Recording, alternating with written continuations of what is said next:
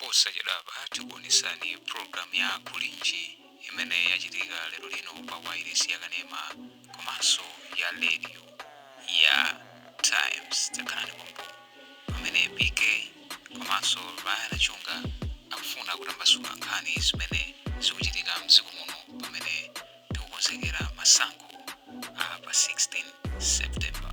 22 April 2025 madzuka bwanji kunoko zonse ndi zabwino tikanena za ine ndi wangwiro ndavala ndekha mu studio muno ndili ndi mzanga Ryan Chunga kwacha bwanji kudzikoko. Ineso Patrick ndadzuka ndavalanso ndekha moni kwa Malawi konse kumene muli timathokoza kuti programu iyi anthu amayisatira ochuluka ndipo ngati simmayisatira ndikuti mukusalira. Ayi ambani ndithu auzena anzanu kuti ngati kuli program yofunika kumamvetsera ndi imene iyi nthawi zonse andi nthawi yake tinayika nthawi yabwino 5 minutes past 7 mpaka 8 o'clock pamene ambiri muli mkati mo ulendo mwina opita kuntchito mwina mukonzekera kumene amene mayamba ntchito mochedwa muli mgalimoto muli minibasi ndi nthawi ndithu choyenera kumachita mawa ngati uno ndi chimene chichi. So bayana program yathu lero nkhani yake ndi yayikulu yofunika tiyambiretu. Yeah, tukambirana za chisankho chimene chili pa September 16 nkhani yake ndiyonena kuti pamene tili pano pafupi wina aliyense akudziwa kuti chisankhochi chipangidwa pa ndondomeko ija imene tikunena kuti 50+1. Ndipo 50+1 ameneyo yangosanduka ka phrase kuti wina aliyense amatha kunena kuti 50+1 koma chimene tapeza ndichonena kuti pali zambiri zimene nkhani ndi mafunso ozungulira 50+1 concept imene situkumakambirana tikumazitenga kumangozitengera kuti basi tikati 50+1 aliyense akumvetsetsa kuti what is 50+1 koma ano tikufunsa kuti 50+1 ndi chani. So program imene iyi tili ndi mafunso amene tufuna tatambasule kuti 50+1 iyo kwenikweni ndi chani, kuti chipani chimodzi chitha kuwina 50+1 imeneyi pachokha ulendo woyamba candidate kuti anene kuti wawina 50+1 ndiye kuti wapeza zotani nanga zikachitika kuti 50+1 tiyerekeze kuti zikazachitika pa September 16 kuti palibe amene wawina 50+1 iyo chiti chizachitike ndi chani.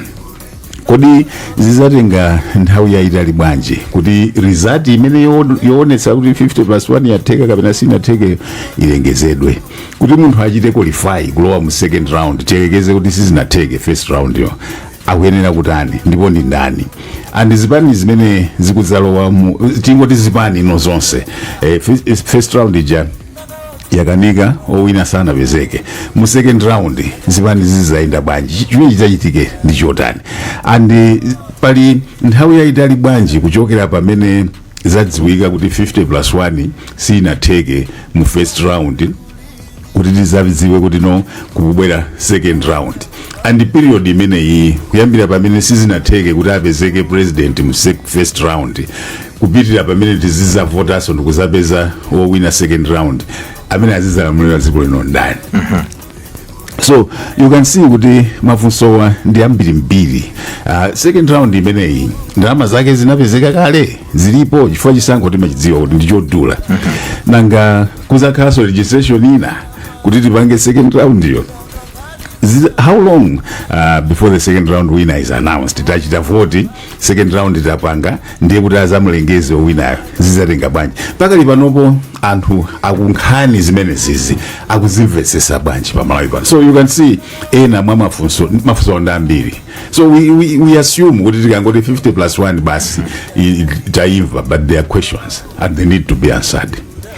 Mafunso onena kuti ayankhidwe chifukwa anthu ambiri monga manenera we just assume kuti anthu akudziwa kuti 50+1 ndiye kuti tinasintha poyamba paja tinkapanga first past the post ndiye kuti amene wasogola kawasogola ndi voti imodzi amawina amakhala kuti wawina ndi iyeyo pachisankho cha president chimene chimakhala mama ndi cha president. Koma panopo anthu atakhala pasi nkuunika nati ayi terekeze kuti anthu ovota m'Malawi muno akwanapo ndi 400,000 amene akuvota chabwino nde wina wa wina ndima voti tingolina 50,000 ena onse alipo ambiri kugawana koma ovota 400,000 wowina 50,000 ndi munthu amene ndi 50,000 alamulire dziko timaona ngati kuti anthuwa ngochepa zedi sakuchita represent chifuniro cha anthu it means kuti majority 350,000 ya anthu ovota sakufuna munthuyu sono munthuyu asogolera bwanja wawa that's the problem imene 50+1 imachita address kunena kuti munthu amene atisogolere akhale munthu amene ali wovomerezeka ndi majority tikati majority tikutanthauza anthu amene avota osati wonse Malawi because ena ndosalembesa ena koma iwo amene avota so unfortunately zambirizi timakhala ngati sitimayika kuchidwi kwambiri chifukwa sizinachitikepo kaye Yeah, of course. For the first time kupanga implementation chisankho cha chibwereza cha 2020 ndipo chisankho chimene chija Tons Alliance achakwera mothandizana ndi malemu achilima they were able to go past round 1 yomwe chifukwa sizinakhale zofunikira koma izisi zofunikira koma so nthawi manager ndi malamulo omwe ya round 2 kunali betu inali scandal atenga anthu anangotata papanayo zinazo tizikazo koma nchofunikira kwambiri kuti zinthu anthu azimvese chifukwa nthawi yonena kuti tikuvota imakhala a very motivation kumaza muuza munthu nthawi imene jayo kuti apanopo mene kumatenthera kutale center mene kumatenthera nthawi imene ija m'mataunimo kumauza anthu kuti amene zatele mudeti pangamwa kuti kangati mukusintha magopost muza ochesa ziko ndiye tili ndi mwayi kuti lero ama Electoral Commission ikhala nawo ine sindifuna kuyankhula the technical side kuopa kulakwisa alipo mpano timalipira misonkho yathu kuti azitifotokozera ndi kuyendesera chisankho asangwani mafulira spokesperson wa make tili nawo atifotokozera ndithu tiliso ndawo nandi banda amene wawanda ku nest National Election Systems Trust amene wakhala kupanga zisankho nthawi kuyambira kale kwambiri tiliso nda gift sample kuchokera ku University of Malawi amati UNIMA amene ndi just the political aspect of it so mafuso ndi ambiri wayana one very basic question ndionena kuti mukati 50+1 ena amaisokoneza ndi 51%.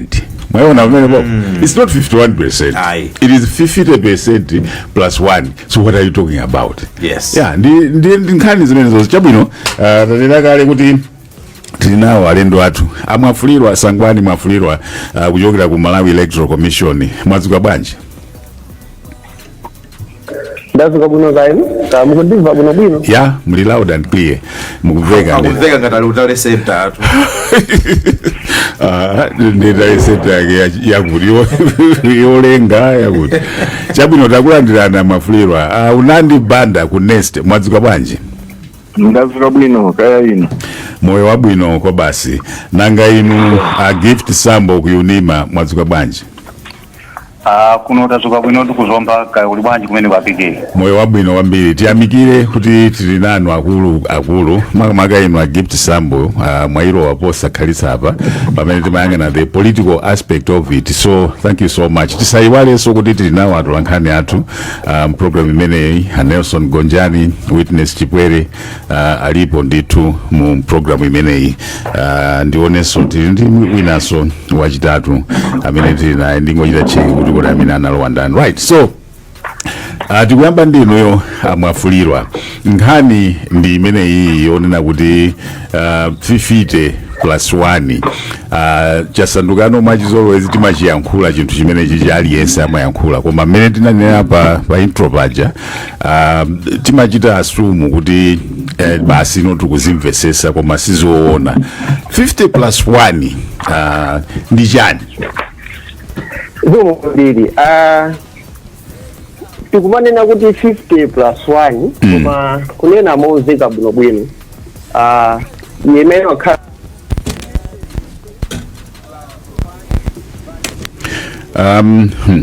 laini yanuyo yachita zake ndi kuchita zake koyambirira komwe zachitika bwino tikonzeretu kuti vuto limenelo bwanji zatheka taisana mwafulira pamenepo ndona kuti timachula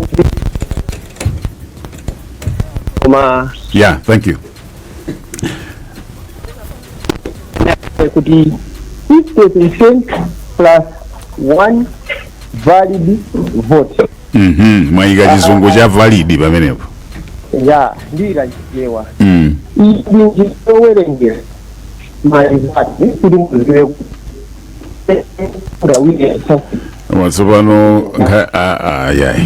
nkhani ngati kuti kumveka kwake kukhale kumeneko ndesi zigwiratu akhasu technical bwerani kodi mbuto likhoza kukhala kwanuko eti kukumvani ndikumvani wamukuduka koyipa pamene anasunthirapo kukhala ngati kuti amamvekera bwino taisani pamenepo kumano yo Mungu wakweza fedayo feda ili final ili pa malire mukumveka ndithu komano we are not happy ndiyese asambo muli pa line. Okay, so the problem is across the board.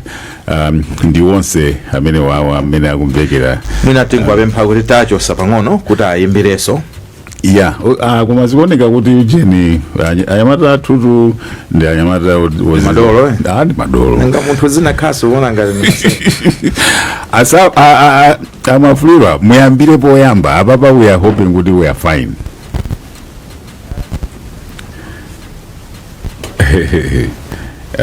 Okay, we have changed the fader now. Okay, tilinanu pamene papa. Let's go, Amafulira. Yes, thank you very much. Yes. Yeah, pamene pomkoza kuyamba bwana.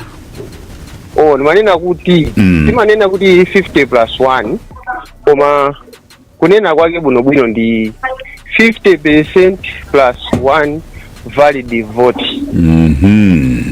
Iyi ndi njira yowerengera malizati kuti muziwe kuti amene wapambana pa chisankho cha president ndi ndani. Ikukhuza chisankho cha president chokha. Yes. Makansala ndi ma MP ndi paphera choka watsogola watenga chikwama. Yeah. Ndiye kuwerenga kwa timawerenga bwanji. Mavota amene amawerengedwa kuti munthu wawina chisankho ndi mavota amene aponyedwa koma aponyedwa molondola kuti powerenga paja maziwa kuti iyi ndi a PK iyi ndi achunga iyi ndi asambi. Voti imene aisiye yosachonga pamene achongeka molakwika kuti simungaziona kuingira voti ndani imene ija ndi void vote timawerenga. Ndiye timanena mwachitsanzo kuti timakhala ndi total registered voters mwina 1.2 million.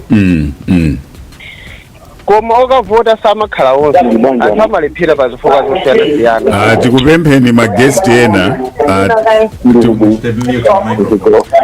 tikupempheni magesti ena achitani mute maujene anu.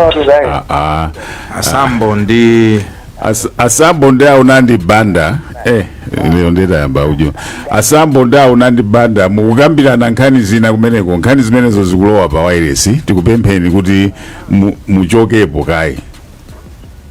Okay. Then mapereka chisanzo chokuti olembetsa nkaundula vote akhoza kukhala 1.2 million.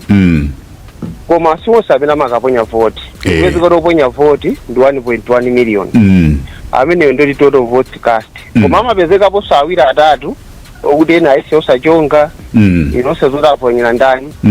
Amwina achonga pawiri tingwerekeza mwa chisanzo ndi 100,000. Anthu amene wo. Olakwisawo ndiye kuti matoto valid votes anu akutsika kukhala pa 1 million. 1 million ndi mavota amene mukuziwa kuti awavotera wakuti avotera wakuti. Ndiye mukamawerenga 50% plus 1 valid vote muwerengera 1 million imeneyo. Chimene chikutanthauza kuti amene angawine chisankho chimenecho akhale kuti wapeza mavoti 500,000 and 1 kuiphwasula kwake ndekuti 50% uja ndi 500,000 votes. Yes. Plus 1 muja ndoti ndi 1 vote. Chimene chikutanthauza chakuti ngati munthu wapeza 500,000 votes waposa amene amapikisana nawo koma sanafikire pa plus 1 paja ndoti wauphonya president ndi vote imodzi. Ichi ndi chimene chimaperekeranso kwambiri umboni kuti every vote counts ndipo anthu asamakhale ndi ulesi tikafika pa siku loponya vote kumaona ngati kuti sizingathandizire kuti munthu awine ndizothandizira kuti munthu awine chisankho. Ndengati candidate sanape palibe candidate wapeza maki imeneyi lamulo likunena kuti within 60 days within 60 days katikati mwa miyezi iwiri Malawi Electoral Commission ipangise chisankho chachiwiri ndekawerengedwe kake ka 60 days kama khala chonchi tikuponya voti pa 16 September. Yes.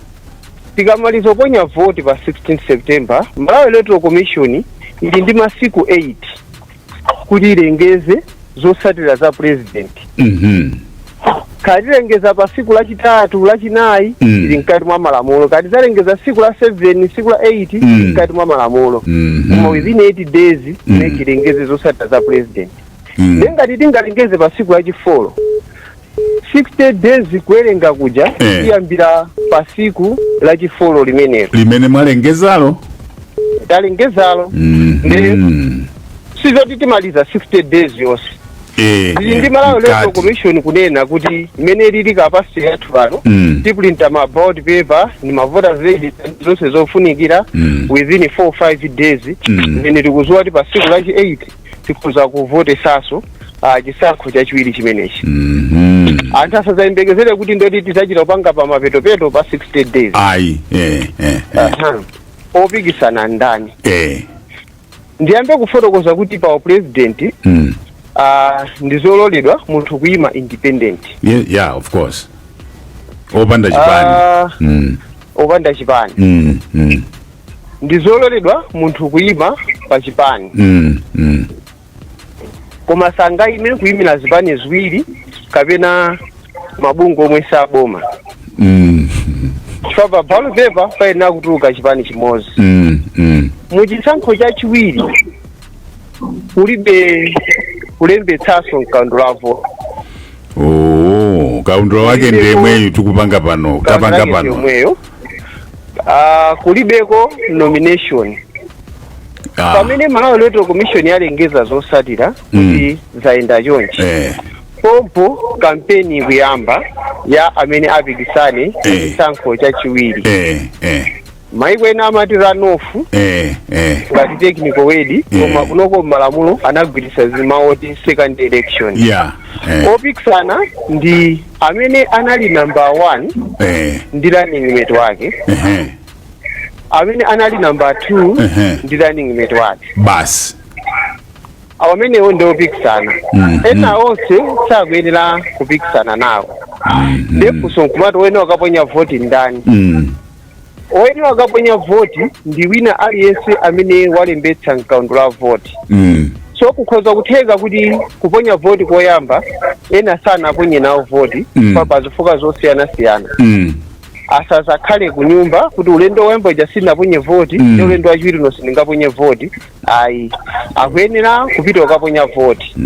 Chimodzimodzinso ena amene kungapezeke kuti chipani chawo kapena candidate imene amafuna iwowo sakupikisana nawo pa 1 ndi 2 pa akuyenerabe kupita ukaponya voti asankhepo pa mmodzi pakati pa awiri wawiri amene akupikisana nawo. Chabwino ndifotokozerepo apa pamene okay fine.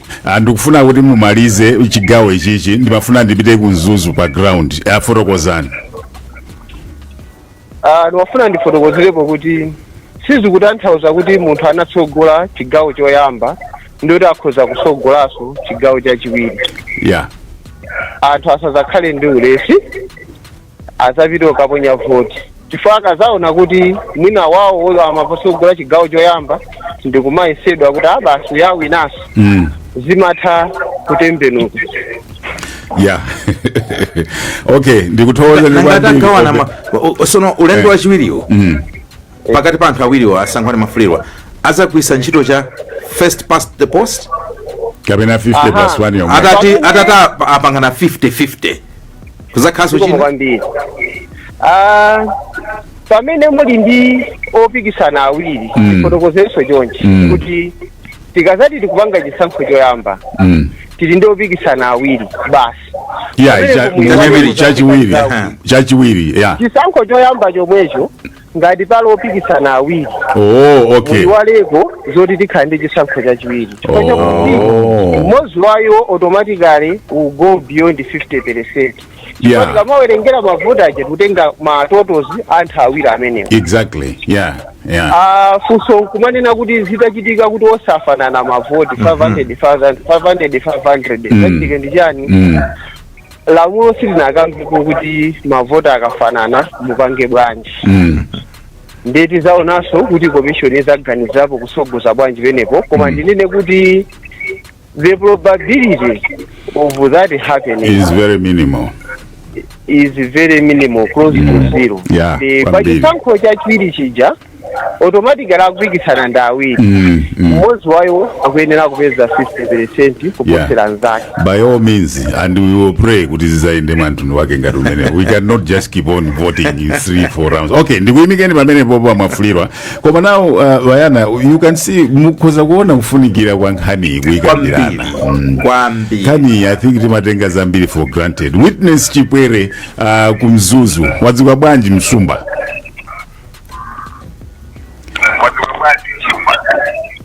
Witness. Pika Msumba tu wazuka bwino kwambiri ndikuvirafa kuti ku planta yako kwa chabwino.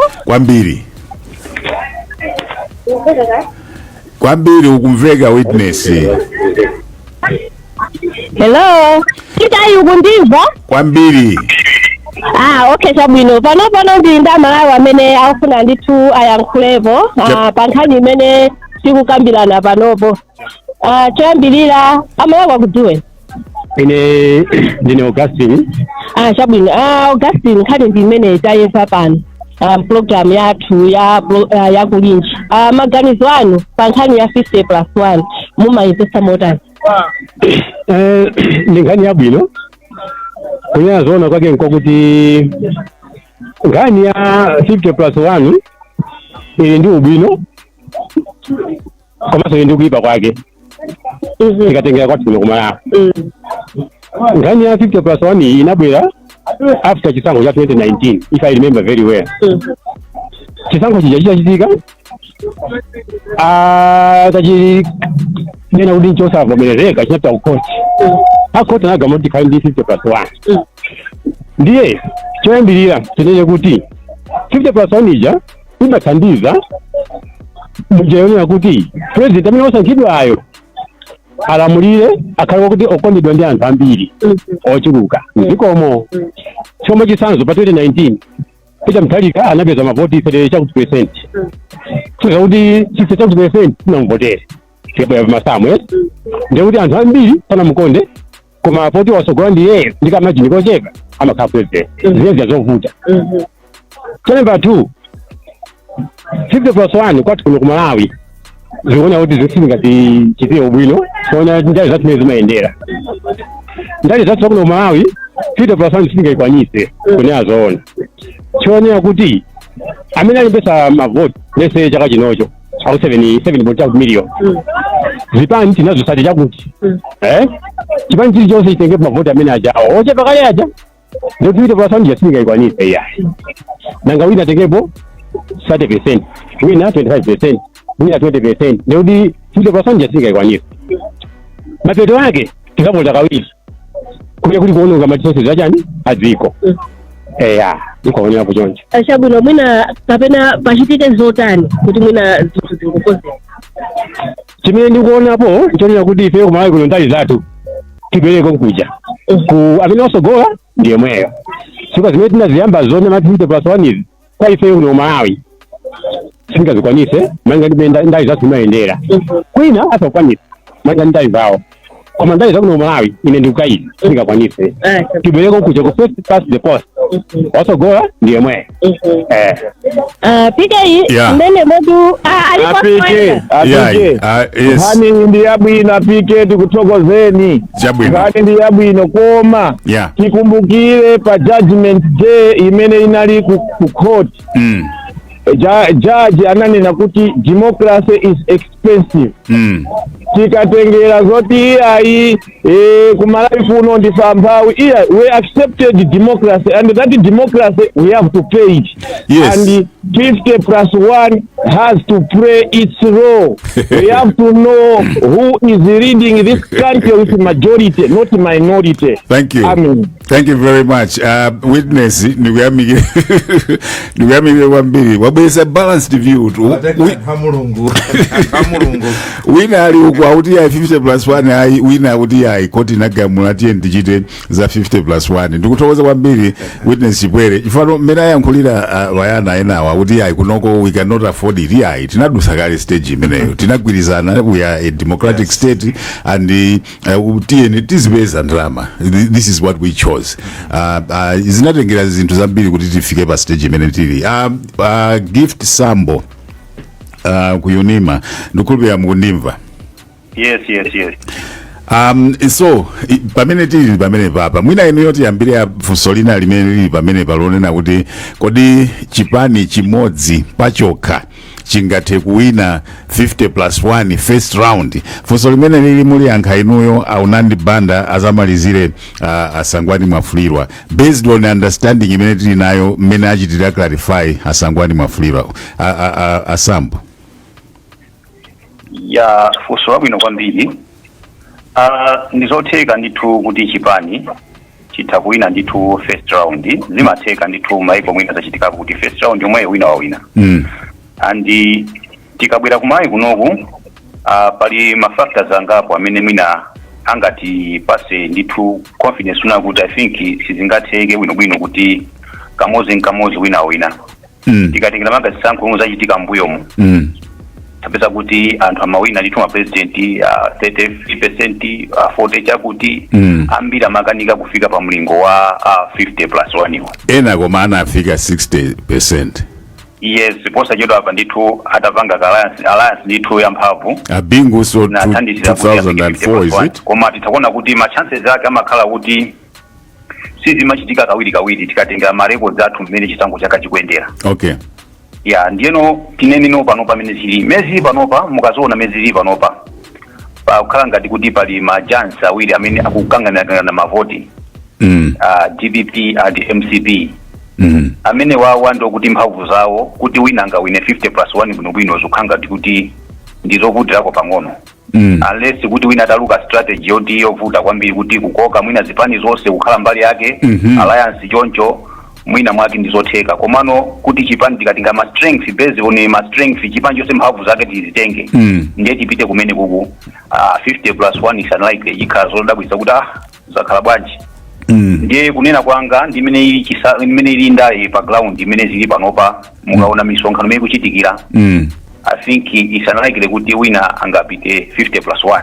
Pamene it depends ma dynamics inalili pajatu kwamba nkhani za alliances alaka kuti zitengera kuti alliance apangalini kutiko kuteka kuti let's say there is panzo zing'ono zapangalampo hapo kukhala ndi MCP ma chances za MCP atakwala high itakupita. Okay. Chimozi panzo zose za kupita zose kuti attend pini ku blue camp mupeza kuti kumene kujako apanga maximize ma chances zao kutakuvuta ndithu chifuwati ndizi pani ziwiri chinacho chili pa chako opposition imene opposition party DPP chindi anthu ambiri plus pani zazing'ono. Okay. Our MCP wali mboma kale nawo sumungango akwegesa kuti mwakuti ali mboma kale amene anditupo ndi amphamvu kusiyana imene ali kale pano pali mboma. Okay. Ndiye chipani cha cholamula sichimangochoka mwachisawawa.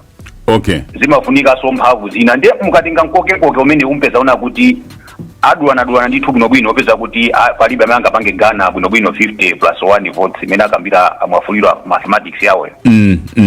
Ndithu apopo mumanena mmene mumayankhula ndikufuna ndipite kuzomba kwa Jason Malowa koma ndisinatero mmene mumayankhula mumanena kuti ndiyeno atati zimatheka nthawi zina zimatheka patali koma zitati zichitike mpaka natidabwa kuti ndezakhala bwanji mukutanthauza chani?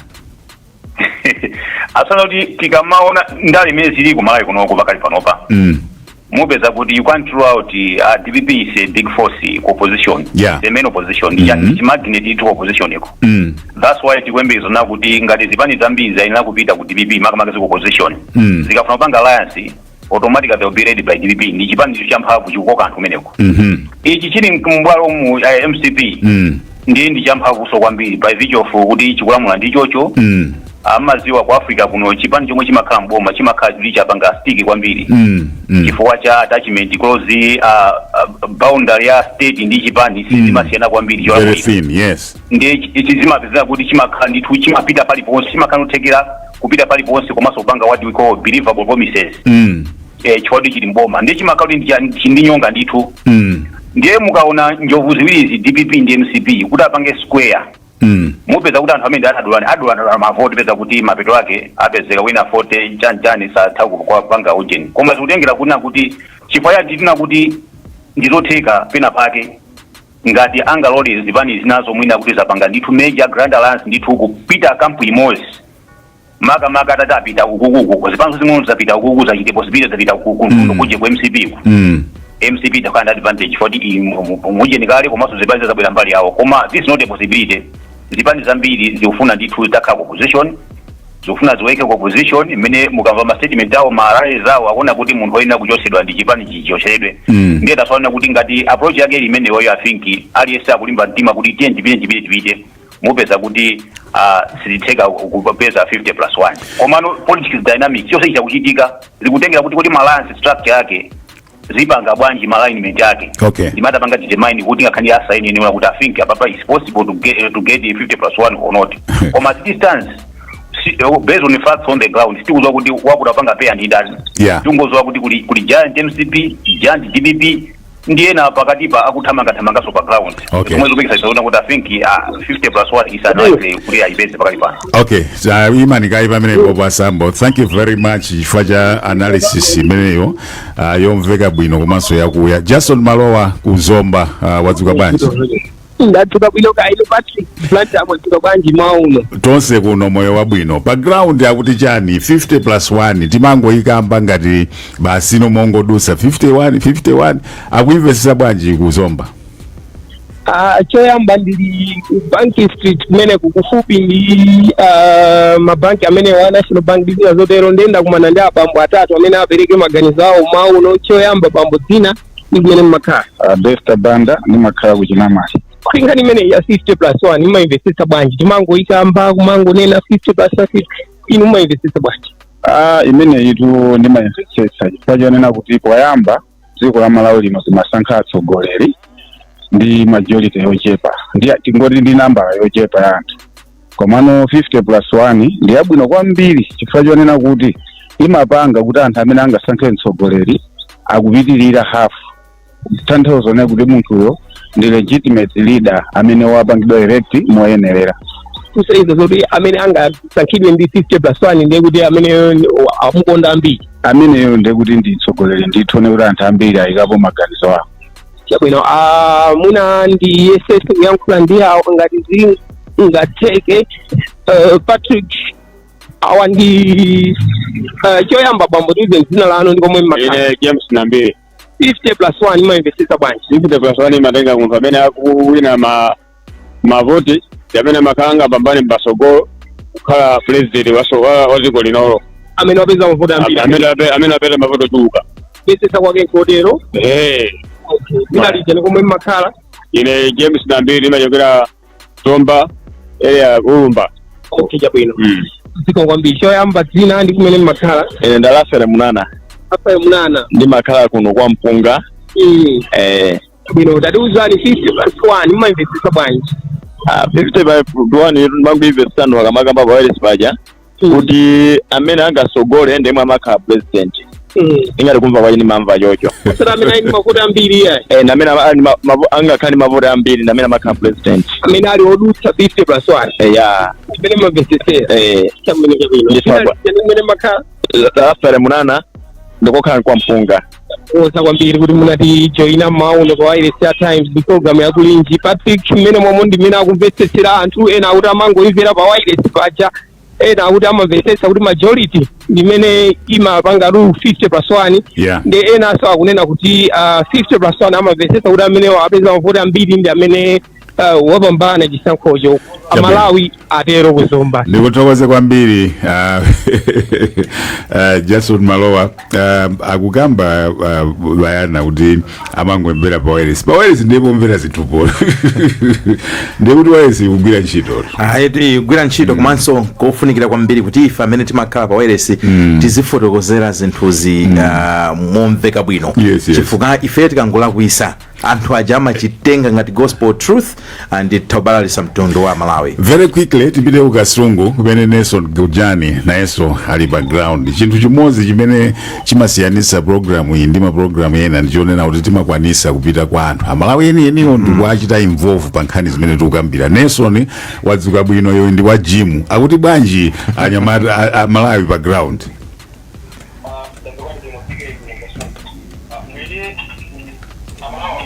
akuno kasungu ndi wapase mwayi kuti nawo ayankhule zimene akudziwa zokuti 50+1 kuti ndikuno wanji pa democracy choyamba mwina dzina lanje ine dzina langa ndine Lero kufuka timapanga business yanjinga ya moto kana kasungu pa boma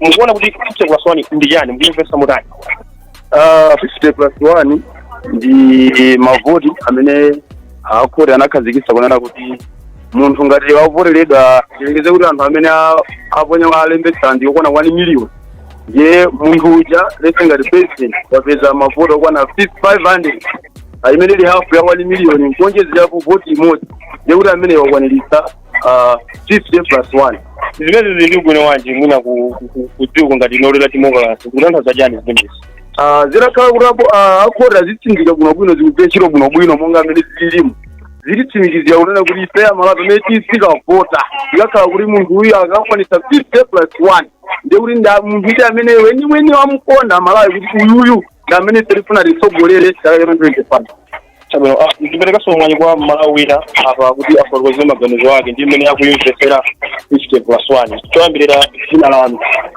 inanga ninada mpanda kuno kasungu mwina nkhani ya 50+1 Mwaimva nanga ndi bwino wanji tiyambire pamenepo bwino yinawo kuma kane yotengeza kuti nasifuna kwati bajati zipande zojinga mwasa makina paso nkanamiru nisikia kulatwani yini yabu nungasenga tena tata kia na manji zinga vote zinga pangeza Professor Zen mulindi 20,000 ndikwacha hapo mnanibweli chabwino nkhani ndimene yoyo anthu akwasungu akunena motero mokuti akuyimva motero bwenjeni nthawi ndikukozereni kublanchi yakuti kukilize kuindi kuta zimwe wambiri awo akufuna 20,000 omwe athandiza iti akufuna kongole ngati muli nayo Nelson no kukasungu kumene akufuna 20,000 ndikuona ngati ndikomweko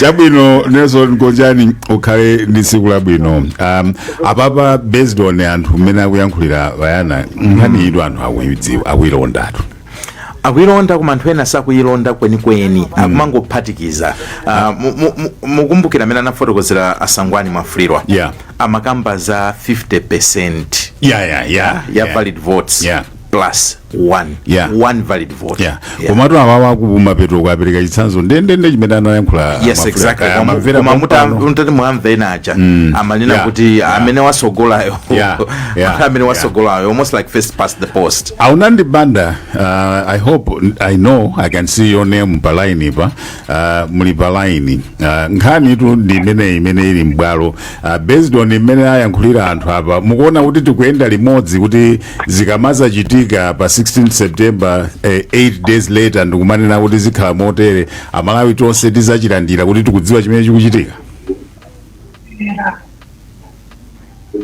Morning, how are you? Aunandi banda.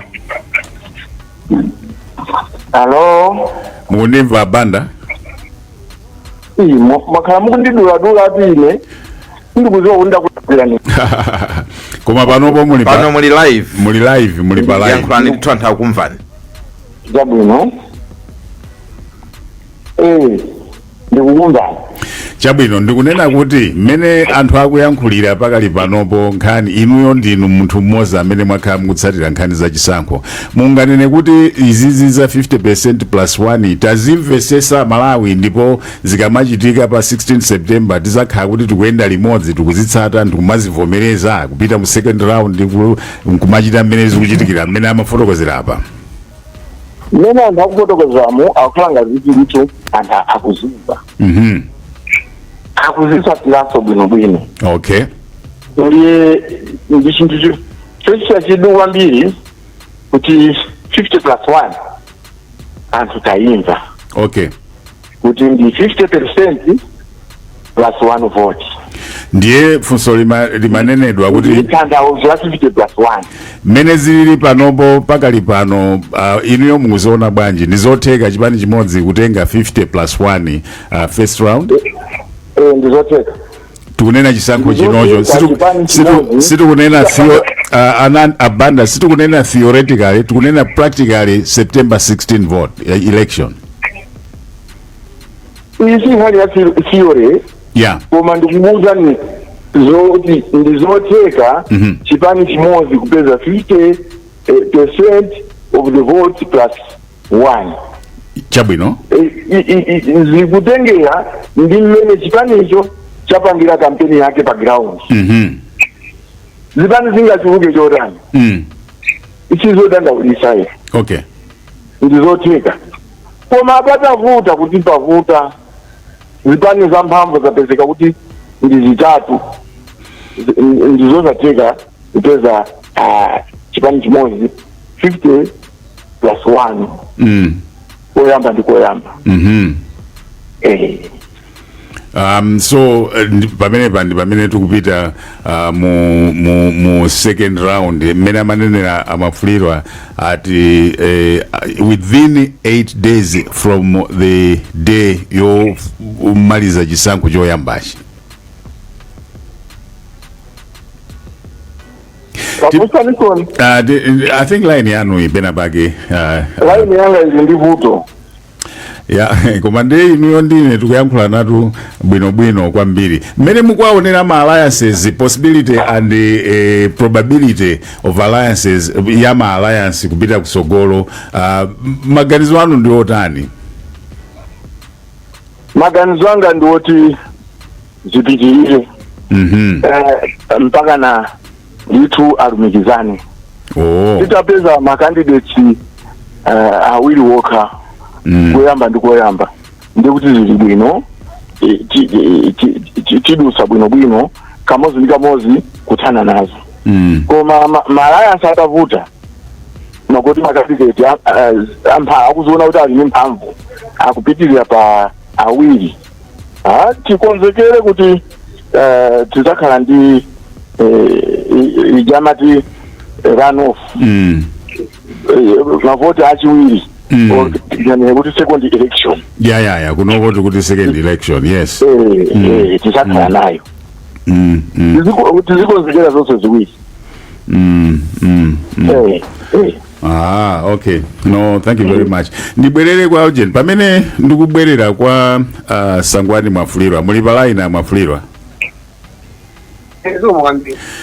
pamene ndikubwerera kwa inuyo asambo ndimafuna muonikire pakali panopo inuyo you are a political person kuti mmene tikuyenderamo reality mukamaona real possibility yokhala ndi 2 camps only for September 16 ndiyotani because zokamba zikhoza kukhalapo zambirimbiri aliyense aonena I'll go it alone koma anthu ndi ma serious people amene at the end of the day afuna kuti achite realize cheni chofunika chowina chisankho ma real possibilities okhala ndi just 2 camps and two candidates on September 16 ndiyotani koma as you think on that one asambo tibwerere kwa amafulirwa kunena kuti 60 days imene possibility ya kuti sichinateke cha first round,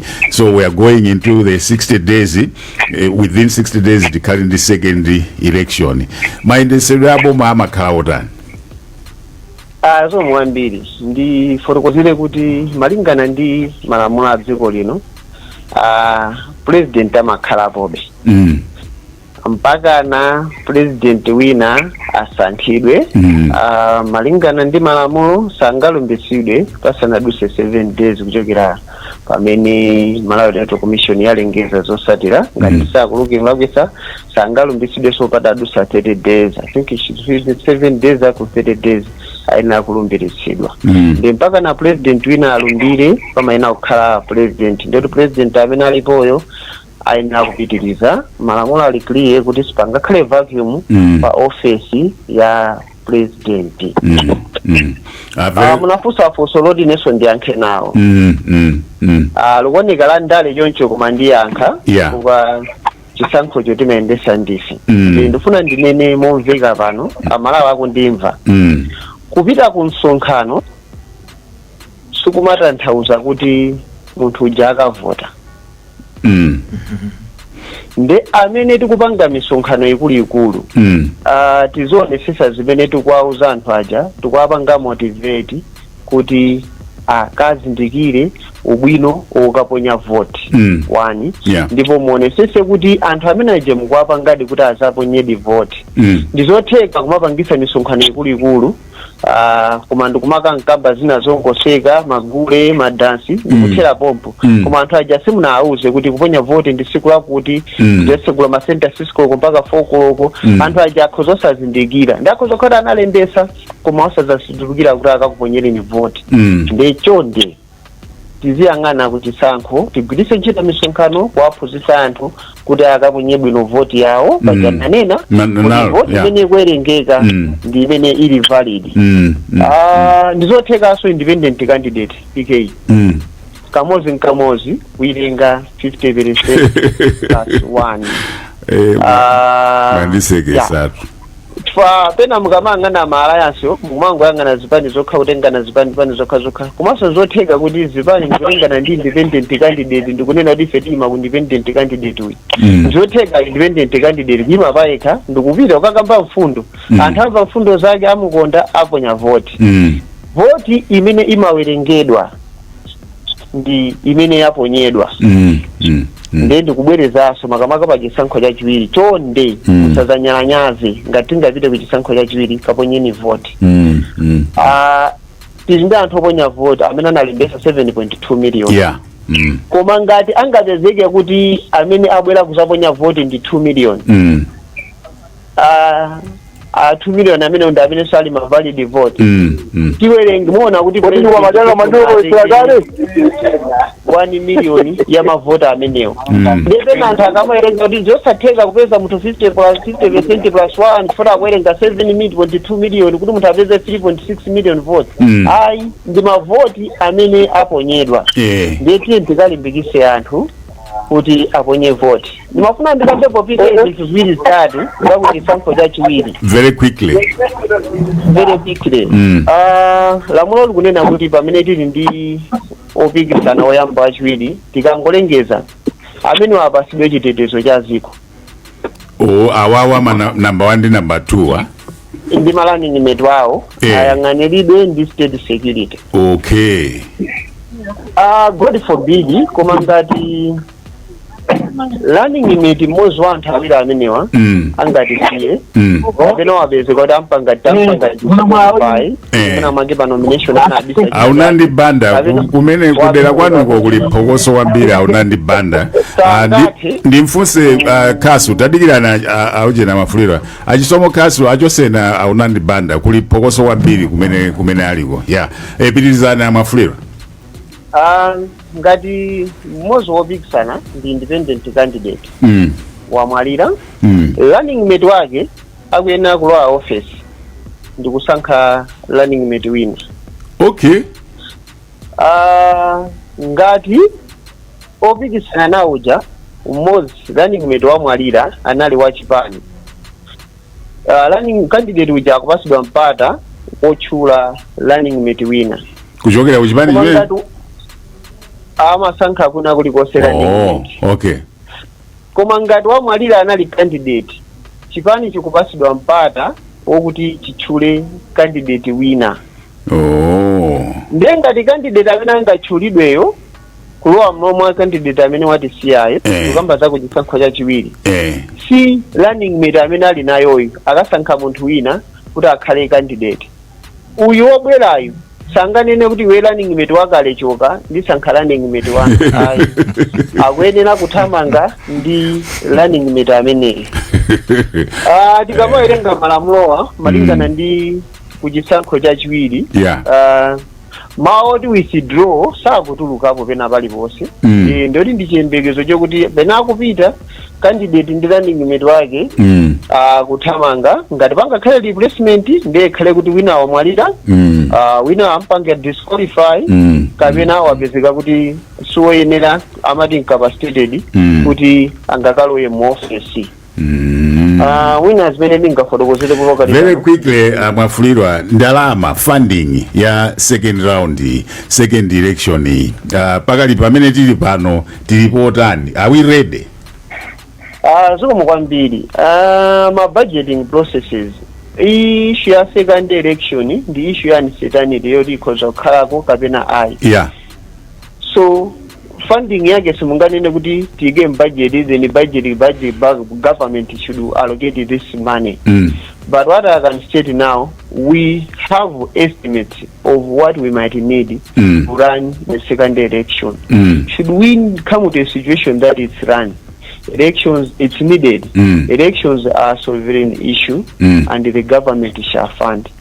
The authorities involved in the budgeting process are aware of the figure, but the figure is not in the amount which was allocated to the Malawi Electoral Commission. Ndeni nkhani yofunika siku lina sopano urgent budget imaduzisidwa ndi parliament, but at that time parliament will not be there.